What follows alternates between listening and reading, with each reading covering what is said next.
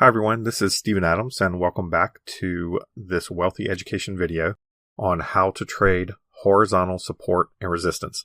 This is the second in our series on support and resistance indicators in the advanced technical analysis course. So let's get right into horizontal support and resistance. So what is horizontal support and resistance? Support is a price at which a stock finds buyers, and resistance is a price at which the stock finds sellers. Support levels are levels that a stock would trade down to and then bounce or rise off of a certain price. And then resistance levels are a price that a stock would trade up to and then retrace or come down from that price. You can see this on the graph on the left. There are several reasons that support and resistance may develop. A support level may develop where a stock is fundamentally undervalued. So then you have value investors come in at that price to buy the stock. And they may be joined by investors who follow charts, who identify a support level in that way. And resistance can be just the opposite. The stock may be overvalued on a fundamental basis or in relation to other stocks in the sector or industry it trades in. And you'll have sellers come in at a certain price level and sell the stock. The longer a support or resistance level is in place, the stronger that level is. So it becomes harder to break through the level. So if you're trading a stock that's in a range, you can have more confidence in buying the stock at support and selling the stock at resistance. And when a stock breaks through a support or resistance level, it's a stronger signal to buy or sell the stock at that point when support has been in place for a longer period of time. And the reason that is the case is because you'll get more buyers each time a stock hits a support level. So the more investors you'll have in the stock when it breaks down through a support level. And those owners of the stock will then be underwater in their positions, and they'll then act as a weight on the stock because they'll sell their positions the closer they get back to even money. And it's the same thing for resistance to the upside. You'll have people selling at the resistance level, and then when it breaks through that level, you'll have buyers buying the stock feeling that they missed out as the stock breaks through to the upside. And we can use support and resistance levels on multiple time frame analysis. We'll find that there are major support and resistance levels in a longer term time frame, and then we can also identify minor support and resistance levels in short term time frames. So let's take a look at what that looks like on a chart. Let's use a long-term chart of USO to look at support and resistance. This is a weekly chart, so we have several years represented on this chart. We can see that USO came down and touched, it's around the 29.5 level here in October of 2011. And then almost a year later, in June of 2012, came back and touched this level again and bounced. This would have been a buy indicator, as you had 2 points that you could use to draw support here on the chart. The stock traded higher, and then in November of 2014, the stock came back to this support level. You could have entered a long position at this point with the expectation that the stock would bounce off of support again, but when it broke through this level, this would have indicated that support was failing. And we can see on this long-term chart how powerful a support level can be. Once the stock fell through this 29.5 level, it traded down before bouncing again all the way to 1639.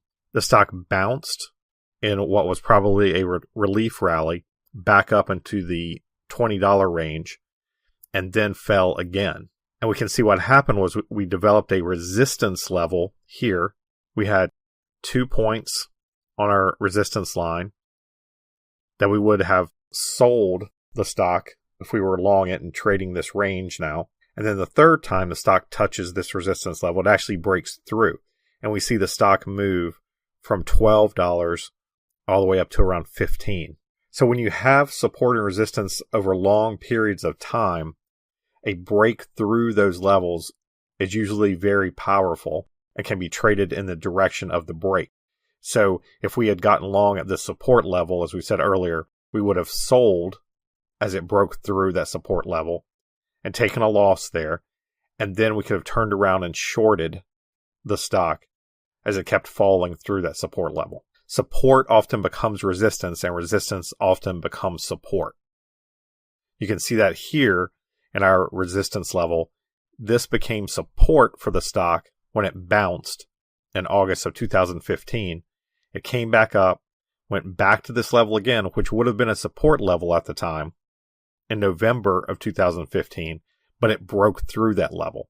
And when it broke through that level and traded down, when it came back up, now that level is resistance, because you have people that bought at this level thinking it was support, and now those people are getting back to even, and so they're selling, which makes it a resistance level. So now let's take a look at some shorter term support and resistance. Now let's take a look at Procter & Gamble to see support and resistance levels on an hourly basis. Taking a look at the hourly chart, we see that we have support in the stock just above 81, and we have a resistance level which developed in the stock right around 84. So if we're trading this on an hourly basis, we would not want to be long and may want to have a short position at the resistance level as the stock pulls back to what is a support level established here on August 18th. At this level, we may want to get long the stock for a move back up to the resistance level. And here we may want to sell the stock, possibly short the stock, but then the stock breaks above this resistance level and we would cover any short we have and possibly go long. And it depends on our trading plan as to what type of gain we're looking for in the stock. Generally, if we are trading on a shorter term basis, like an hourly basis or a half hour basis, then we're looking for smaller gains in the stock than if we're trading on a daily or a weekly basis.